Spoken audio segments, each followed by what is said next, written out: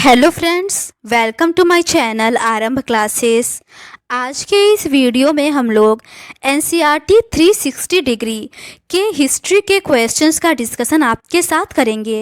इस बुक में क्लास 6 से लेकर 12 तक एनसीईआरटी हिस्ट्री के सभी चैप्टर्स के पेज बाय पेज क्वेश्चंस दिए हुए हैं। तो बिना देर किए चलिए आज का ये वीडियो शुरू करते हैं।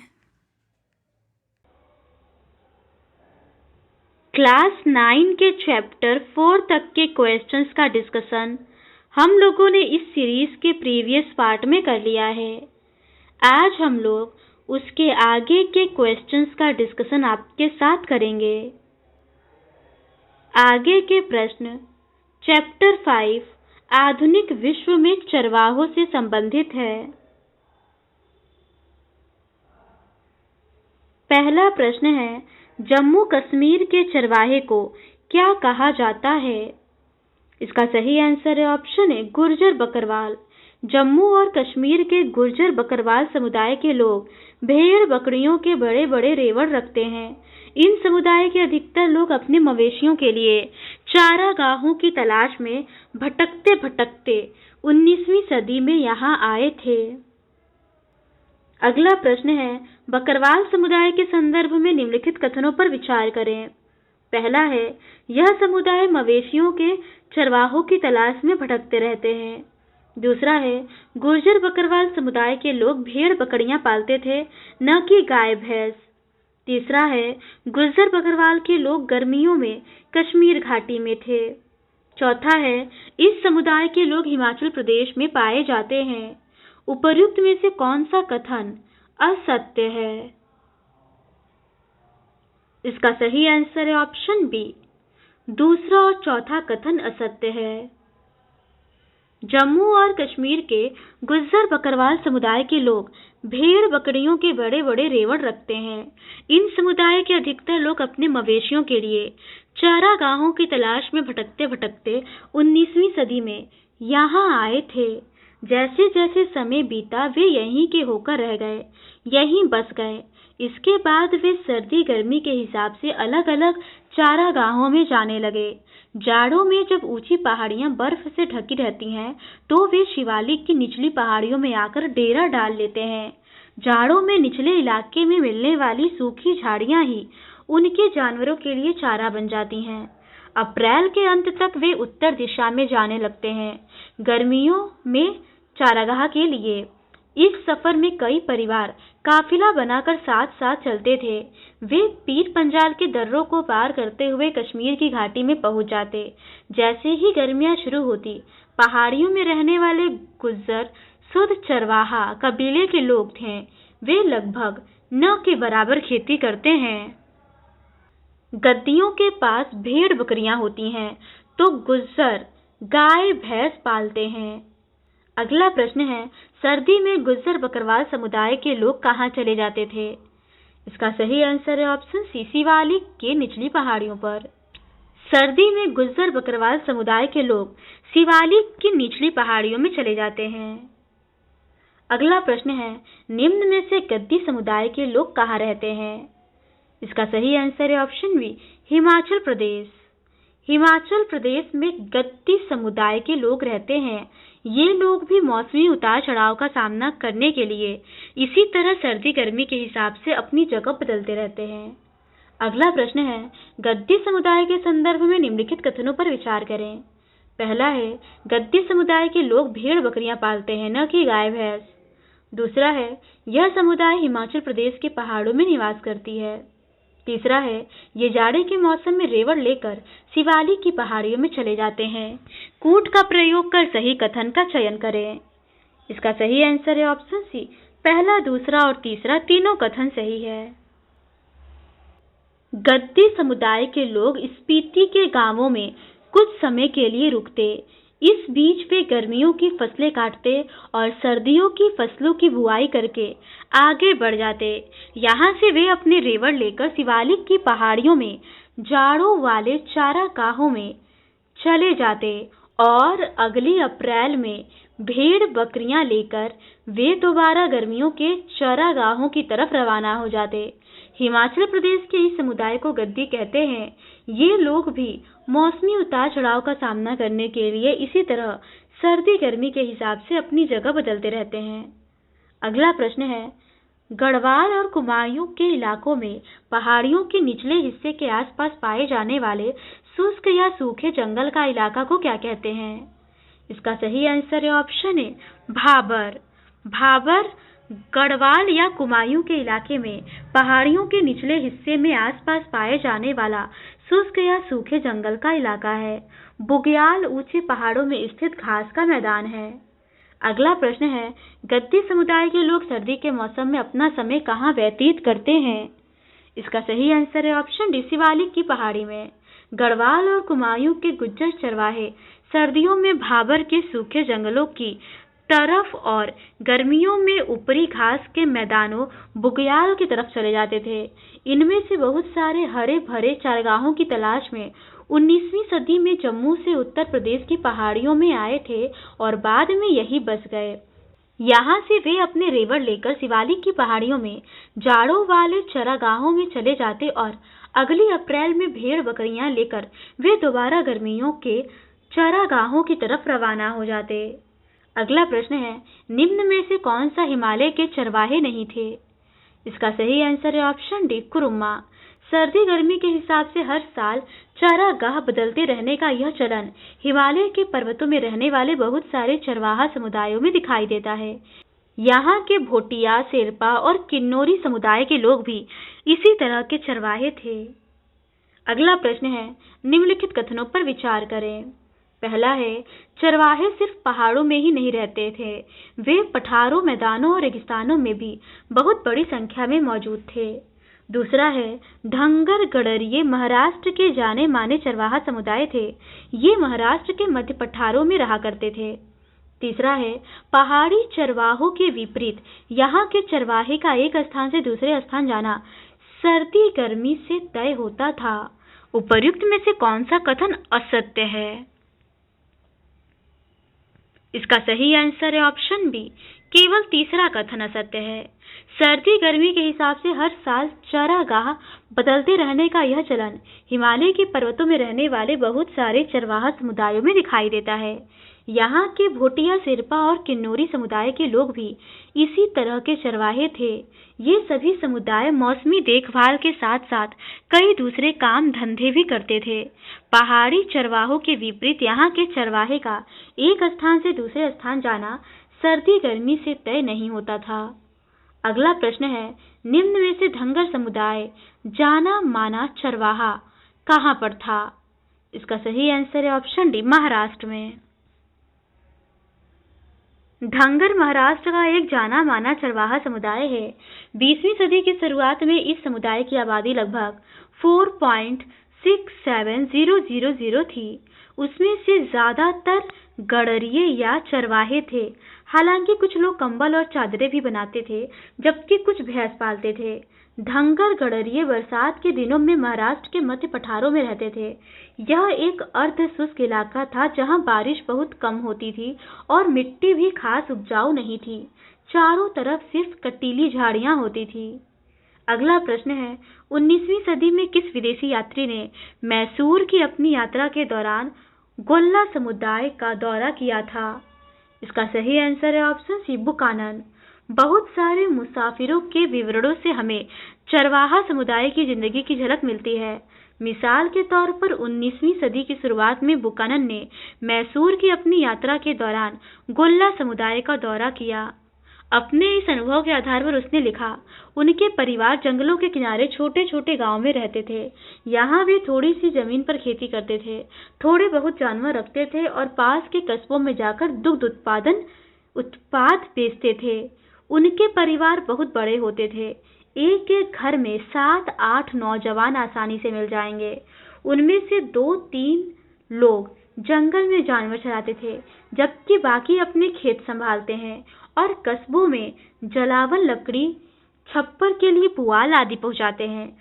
Francis Hamilton Buchanan, a journey from Madras through the countries of Mysore, Kanara and Malabar.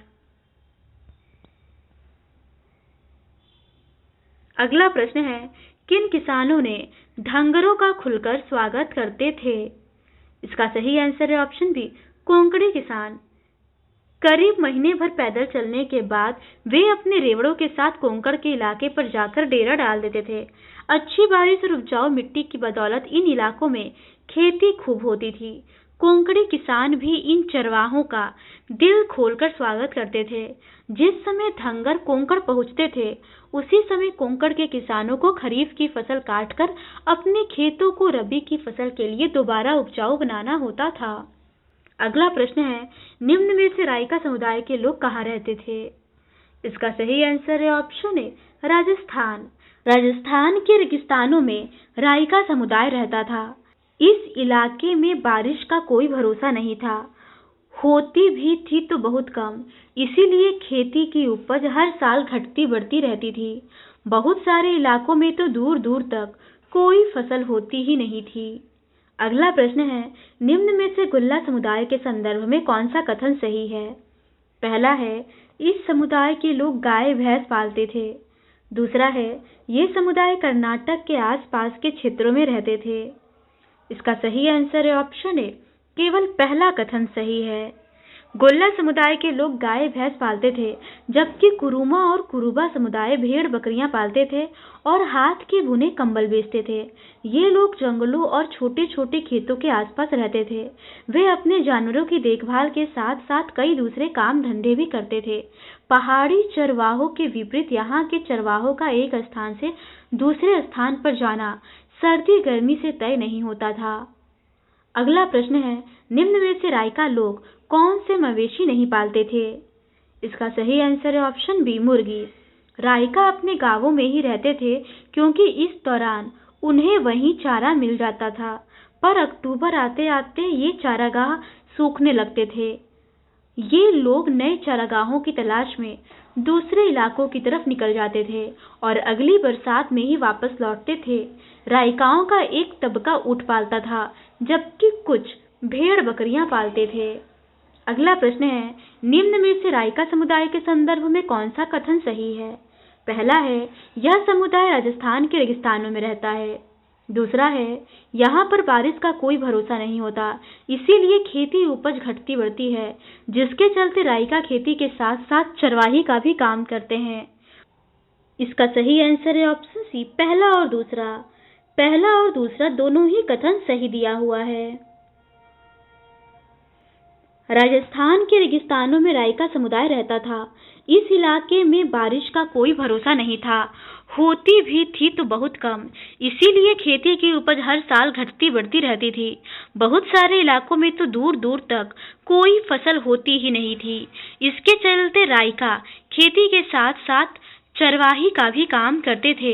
बरसात में तो बाड़मेर, जैसलमेर, जोधपुर और बीकानेर के राइका अपने गांव में ही रहते थे, क्योंकि इस दौरान उन्हें वहीं चारा मिल जाता था, पर अक्टूबर आते आते ये चारागाह सूखने लगते थे। नतीजतन ये लोग नए चारागाहों की तलाश में दूसरे इलाकों की तरफ निकल जाते थे और अगली बरसात में ही वापस लौटते थे। राइकाओं का एक तबका ऊंट पालता था, जबकि कुछ भेड़ बकरियां पालते थे। अगला प्रश्न है, औपनिवेशिक प्रशासन के दौरान चरवाहों के जीवन के संदर्भ में निम्नलिखित कथन पर विचार करें। पहला है, ब्रिटिश शासन के दौरान कृषि के फैलाव के कारण चारागाह सिमटने लगे। दूसरा है, इधर उधर आने जाने पर बंदिश लगने लगी और उनसे लगान वसूल किया जाने लगा। तीसरा है, वन अधिनियम के कारण जंगलों को आरक्षित घोषित कर चरवाहों को जंगलों में घुसने पर पाबंदी लगा दी गई। इसका सही आंसर है ऑप्शन सी, पहला, दूसरा और तीसरा तीनों ही कथन सही दिया हुआ है। औपनिवेशिक शासन के दौरान चरवाहों की जिंदगी में गहरे बदलाव आए। उनके चारागाह सिमट गए, इधर उधर आने जाने पर बंदिशें लगने लगी और उनसे जो लगान वसूल किया जाता था उसमें भी वृद्धि हुई। खेती में उनका हिस्सा घटने लगा और उनके पेशे और हुनरों पर भी बहुत बुरा असर पड़ा। दूसरी बात, 19वीं सदी के मध्य तक आते आते देश के विभिन्न प्रांतों में वन अधिनियम भी पारित किए जाने लगे थे। इन कानूनों की आड़ में सरकार ने ऐसे कई जंगलों को आरक्षित वन घोषित कर दिया जहां देवदार या साल जैसी कीमती लकड़ी पैदा होती थी। इन जंगलों में चरवाहों के घुसने पर पाबंदी लगा दी गई। कई जंगलों को संरक्षित घोषित कर दिया गया। अगला प्रश्न है, वन अधिनियम पारित होने के बाद चरवाहों के जीवन पर क्या असर पड़ा? पहला है, चरवाहों को जंगलों में दाखिल होने के लिए छूट परमिट लेनी पड़ती थी। दूसरा है, जंगलों में ज्यादा समय तक नहीं रह सकते थे, भले ही वहां कितना भी चारा हो। तीसरा है, वन अधिनियम के कारण पड़ती भूमि को कृषि भूमि में तब्दील होने के कारण चरवाहों का चरगाह सिमटने लगे। चौथा है, जंगलों में चरवाहों को चरवाही के कुछ परंपरागत अधिकार दे दिए गए, जिसमें पशुओं चरने और इमारती लकड़ी तथा ईंधन इकट्ठा करने की अनुमति दे दी गई। इसका सही आंसर है ऑप्शन सी, पहला, दूसरा और तीसरा। जिन क्षेत्रों में उन्हें प्रवेश की छूट दी गई, वहां भी उन पर कड़ी नजर रखी जाती थी। जंगलों में दाखिल होने के लिए उन्हें परमिट लेना पड़ता था। जंगल में उनके प्रवेश और वापसी की तारीख पहले से तय होती थी और वह जंगल में बहुत ही कम दिन बिता सकते थे। अंग्रेज सरकार चरवाहों को खेती की जमीन में तब्दील कर देना चाहती थी। जमीन से मिलने वाला लगान उनकी आमदनी का एक बड़ा स्रोत था। खेती का क्षेत्रफल बढ़ने से सरकार की आय में और बढ़ोतरी हो सकती थी। इतना ही नहीं, इससे जूट, पटसन, कपास, गेहूं और अन्य खेतीहर चीजों के उत्पादन में भी इजाफा हो जाता, जिनकी इंग्लैंड में बहुत ज्यादा जरूरत रहती थी। अगला प्रश्न है, निम्न में से औपनिवेशिक सरकार ने अपराधी जनजाति अधिनियम कब पारित किया? इसका सही आंसर है ऑप्शन बी, 1871 में। 1871 में औपनिवेशिक सरकार ने सरकारी जनजाति अधिनियम पारित किया। इस कानून के तहत दस्तकारों, व्यापारियों और चरवाहों के बहुत सारे समुदायों को अपराधी समुदायों की सूची में रख दिया गया। उन्हें कुदरती और जन्मजात अपराधी घोषित कर दिया गया। इस कानून के लागू होते ही ऐसे सभी समुदायों को कुछ खास अधिसूचित गांवों या बस्तियों में बस जाने का हुक्म सुना दिया गया। उनकी बिना परमिट आवाजाही पर रोक लगा दी गई। ग्राम्य पुलिस उन पर सदा नजर रखती थी। अगला प्रश्न है, अपराधी जनजाति अधिनियम के संदर्भ में निम्नलिखित कथनों पर विचार करें। पहला है, इस कानून के तहत दस्तकारों, व्यापारियों और चरवाहों के बहुत सारे समुदायों को अपराधी समुदायों की सूची में रख दिया गया। दूसरा है, इस कानून में ऐसे सभी समुदाय को कुछ खास अधिसूचित गांवों, बस्तियों में बस जाने का हुक्म सुना दिया गया। तीसरा है, उन्हें कुदरती और जन्मजात अपराधी घोषित कर दिया गया। चौथा है, इन समुदायों को बिना परमिट आवाजाही से मुक्त कर दिया गया। उपर्युक्त में से कौन सा कथन असत्य है? इसका सही आंसर है ऑप्शन सी, केवल चौथा कथन असत्य है। 1871 में औपनिवेशिक सरकार ने अपराधी जनजाति अधिनियम पारित किया। इस कानून के तहत दस्तकारों, व्यापारियों और चरवाहों के बहुत सारे समुदायों को अपराधी समुदायों की सूची में रख दिया गया। उन्हें कुदरती और जन्मजात अपराधी घोषित कर दिया गया। इस कानून के लागू होते ही ऐसे सभी समुदायों को कुछ खास अधिसूचित गांवों या बस्तियों में बस जाने का हुक्म सुना दिया गया। उनकी बिना परमिट आवाजाही पर रोक लगा दी गई। ग्राम पुलिस उन पर सदा नजर रखने लगी।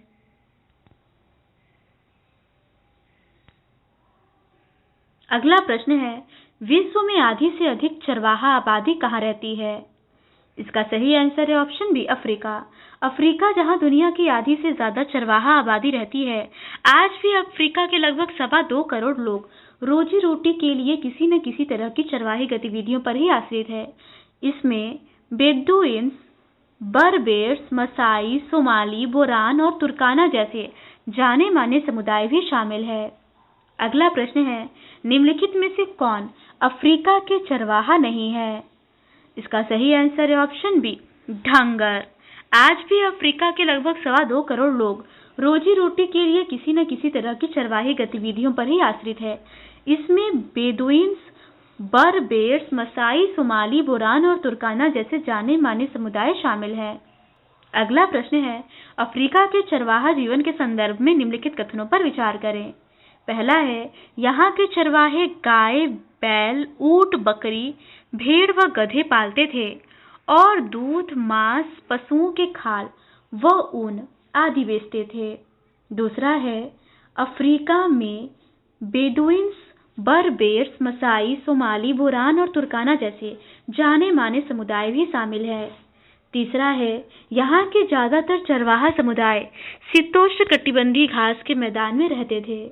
उपर्युक्त में से कौन सा कथन सही है? इसका सही आंसर है ऑप्शन है, पहला और दूसरा दोनों कथन सही है। आज भी अफ्रीका के लगभग 2.25 करोड़ लोग रोजी रोटी के लिए किसी न किसी तरह की चरवाही गतिविधियों पर आश्रित है। इसमें बेदुइन्स, बर्बेर्स, मसाई, सोमाली, बोरान और तुर्काना जैसे जाने माने समुदाय भी शामिल हैं। इनमें से ज्यादातर अब अर्ध शुष्क घास के मैदान या सूखे रेगिस्तानों में रहते हैं, जहां वर्षा आधारित खेती करना बहुत मुश्किल है।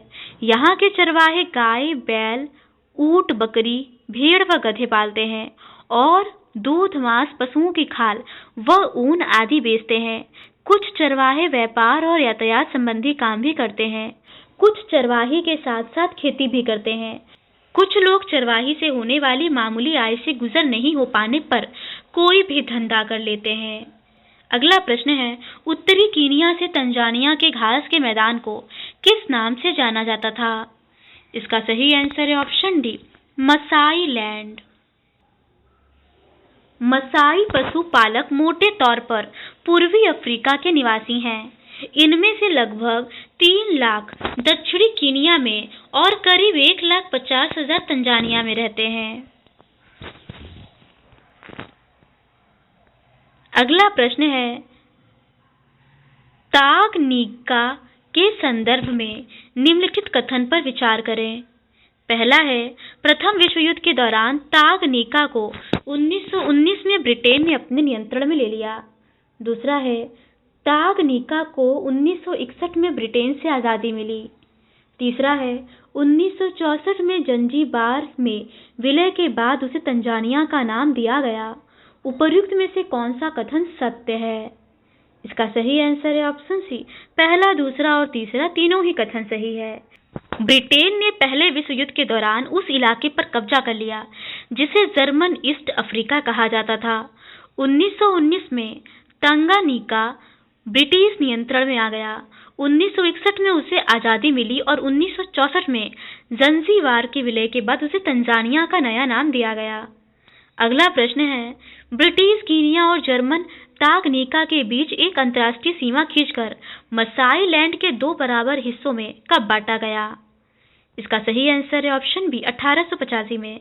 1885 में ब्रिटिश कीनिया और जर्मन तांगनीका के बीच एक अंतर्राष्ट्रीय सीमा खींचकर मसाई लैंड के 2 बराबर टुकड़े कर दिए गए। बाद के सालों में सरकार ने गोरों को बसाने के लिए बेहतरीन चरागाहों को अपने कब्जे में ले लिया।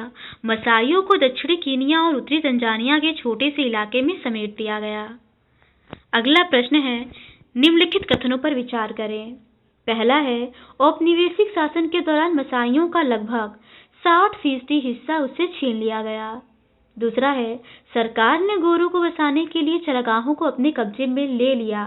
मसाइयों को दक्षिणी कीनिया और उत्तरी तंजानिया के छोटे से इलाके में समेट दिया। तीसरा है, अंग्रेजों के आने से मसाइयां आर्थिक और राजनीतिक दोनों स्तर पर अपने किसान पड़ोसियों पर भारी पड़ते थे। उपर्युक्त में से कौन सा कथन असत्य है? इसका सही आंसर है ऑप्शन बी, केवल तीसरा कथन असत्य है। सीमा खींचकर मसाई लैंड को 2 बराबर टुकड़ों में बांट दिया गया। बाद के सालों में सरकार ने गोरों को बसाने के लिए बेहतरीन चरागाहों को अपने कब्जे में ले लिया। मसाइयों को दक्षिणी कीनिया और उत्तरी तंजानिया के छोटे से इलाके में समेट दिया गया। औपनिवेशिक शासन से पहले मसाइयों के पास जितनी जमीन थी उसका लगभग 60% हिस्सा उनसे छीन लिया गया। उन्हें ऐसे सूखे इलाके में कैद कर दिया गया जहां न तो अच्छी बारिश होती थी और न ही हरे भरे चरागाह थे। अगला प्रश्न है, निम्न में से सांबरू नेशनल पार्क किस देश में है? इसका सही आंसर है ऑप्शन ए, कीनिया में। कीनिया में मसाई मारा व सांबरू नेशनल पार्क और तंजानिया में सेरेंगेटी पार्क जैसे शिकारगाह इसी तरह अस्तित्व में आए थे। इन आरक्षित जंगलों में चरवाहों का आना बना था। इन इलाकों में न तो वे शिकार कर सकते थे और न अपने जानवरों को चरा सकते थे। ऐसे बहुत सारे आरक्षित जंगलों में अब तक मसाई अपने ढोर डंगर चराया करते थे। मिसाल के तौर पर सेरेंगेटी नेशनल पार्क का 14,760 किलोमीटर से भी ज्यादा क्षेत्रफल मसाइयों के चरागाहों पर कब्जा करके बनाया गया था। अगला प्रश्न है, निम्न में से सेरेंगेटी पार्क कहाँ स्थित है? इसका सही आंसर है ऑप्शन बी, तंजानिया में। कीनिया में मसाई मारा और सांब्रू नेशनल पार्क और तंजानिया में सेरेंगेटी पार्क जैसे शिकारगाह स्थित हैं। अगला प्रश्न है, अफ्रीका के कौन सा नेशनल पार्क सूखे और भोजन की सर्वाधिक कमी से ग्रस्त है? इसका सही आंसर है ऑप्शन डी, अम्बोसेली नेशनल पार्क। अगला प्रश्न है, निम्न में से काउकोलैंड चरवाहे कहाँ निवास करते थे? इसका सही आंसर है ऑप्शन सी, नामीबिया। अफ्रीका की अन्य जगहों पर भी चरवाहों को मुश्किलों का सामना करना पड़ता था। दक्षिण पश्चिम अफ्रीका में स्थित नामीबिया में काउकोलैंड चरवाहे परंपरागत रूप से काउकोलैंड और पास ही में स्थित ओबाम्बो लैंड के बीच आते जाते रहते थे। ये लोग आसपास के बाजारों में जानवरों की खाल, गोश्त और अन्य वस्तुएं बेचा करते थे। नई भौगोलिक सीमाओं ने दूर दूर के इलाकों में उनके आने जाने पर पाबंदी लगा दी, जिससे उनका पहले की तरह दोनों इलाकों में आना जाना पूरी तरह बंद हो गया।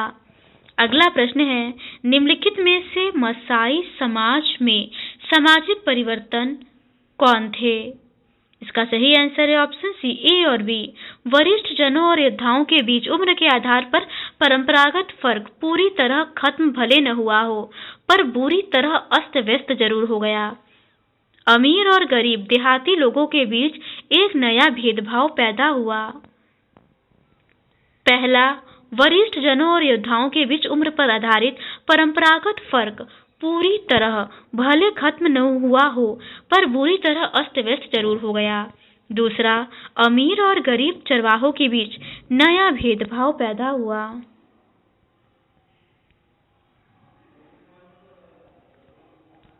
अगला प्रश्न है, मसाई समुदाय के संदर्भ में निम्नलिखित कथनों पर विचार करें। पहला है, मसाई समाज में वरिष्ठ जन समुदाय ज्यादातर नौजवान होते थे, जिन्हें मुख्य रूप से लड़ाई लड़ने और कबीले की हिफाजत करने के लिए तैयार किया जाता था। दूसरा है, योद्धा समुदाय से जुड़े मामलों पर विचार विमर्श करने और अहम फैसले लेने के लिए वे समय समय पर सभा करते थे।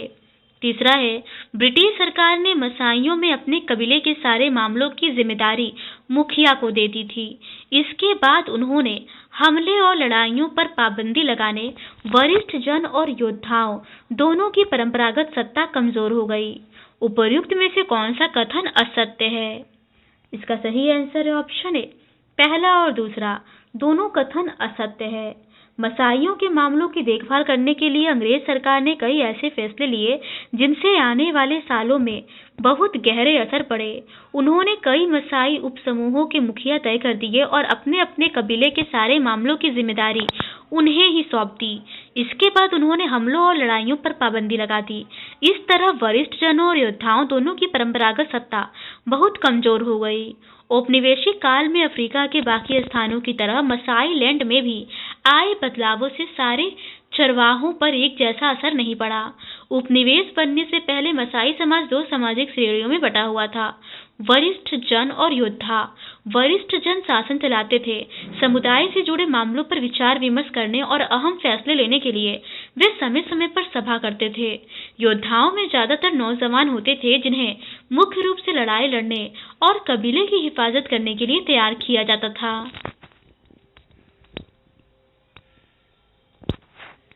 तो आज के इस वीडियो में बस इतना ही।